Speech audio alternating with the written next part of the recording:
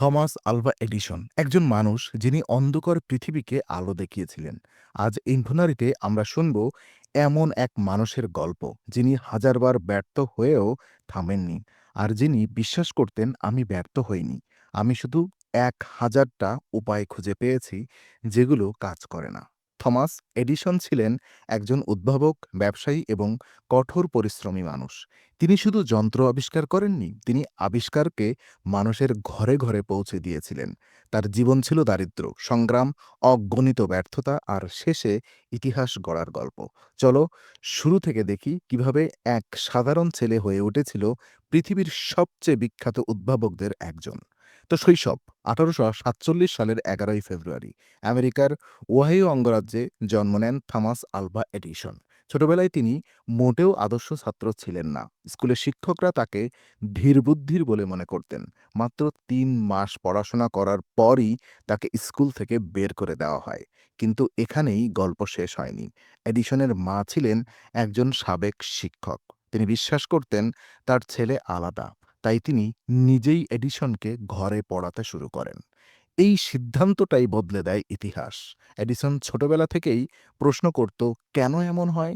এটা কিভাবে কাজ করে? তিনি বই পড়তেন, পরীক্ষা করতেন, ঘরের জিনিস ভেঙে আবার জোড়া লাগাতেন।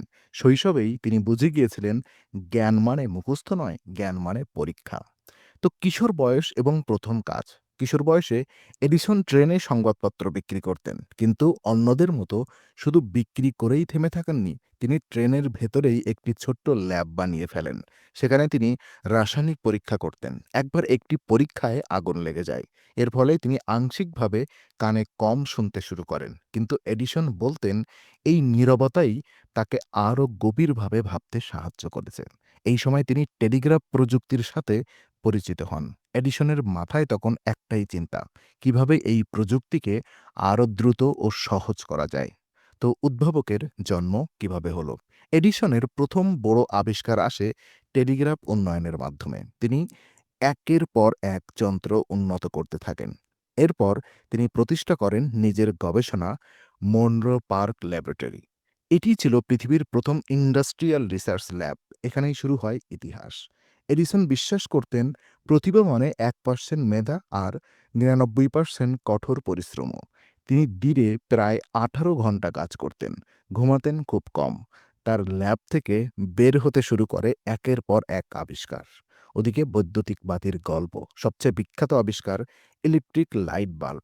অনেকেই ভাবেন এডিসন হঠাৎ একদিন বাল্ব বানিয়ে ফেলেছিলেন। আসলে বাস্তবতা ছিল ভিন্ন। তিনি প্রায় ১,০০০টির বেশি উপাদান পরীক্ষা করেছিলেন। প্রতিবারই ব্যর্থ, কিন্তু তিনি থামেননি। শেষ পর্যন্ত এমন একটি ফিলামেন্ট খুঁজে পান যা দীর্ঘ সময় আলো দিতে পারে। ১৮৭৯ সালে এডিসনের বাল্ব সফল হয়। পৃথিবীর রাত বদলে যায়। মানুষ প্রথমবারের মতো রাতকে জয় করে। ওদিকে বিদ্যুৎ ও টেসলার দ্বন্দ্ব। এডিসন বিশ্বাস করতেন ডিসি বিদ্যুৎ ব্যবস্থাতে, অন্যদিকে নিকোলা টেসলা বিশ্বাস করতেন এসি বিদ্যুতে। এখান থেকেই শুরু হয় কারেন্টের যুদ্ধ। এডিসন এসি বিদ্যুৎকে বিপজ্জনক প্রমাণ করতে চেয়েছিলেন। তিনি নানা প্রচারণা চালান, কিন্তু শেষ পর্যন্ত এসি সিস্টেমই জয়ী হয়। যদিও এই যুদ্ধে এডিসন হারেন, কিন্তু তার অবদান অস্বীকার করা যায় না। তিনি বিদ্যুৎকে বাণিজ্যিকভাবে মানুষের ঘরে পৌঁছে দিয়েছিলেন।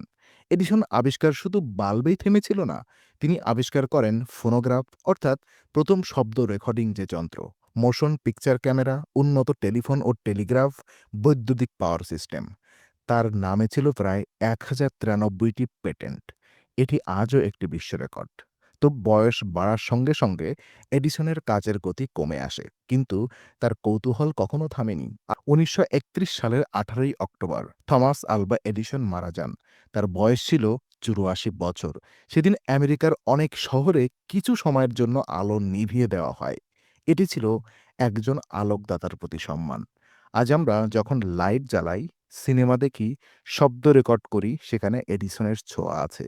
তিনি প্রমাণ করেছেন ব্যর্থতা মানেই শেষ নয়, ব্যর্থতা মানে শেখা। থমাস এডিসন ছিলেন এমন একজন মানুষ যিনি হাল ছাড়েননি, আর সেই কারণেই পৃথিবী বদলে গেছে। ভিডিওটা যদি ভালো লেগে থাকে লাইক করুন, সাবস্ক্রাইব করুন আর বেল আইকনটি টিপে দিন। কমেন্টে লিখুন পরের ভিডিওতে কার জীবনের গল্প শুনতে চান। ধন্যবাদ সবাইকে এই গল্পটি শোনার জন্য। Stay curious, stay ইনফোনারি।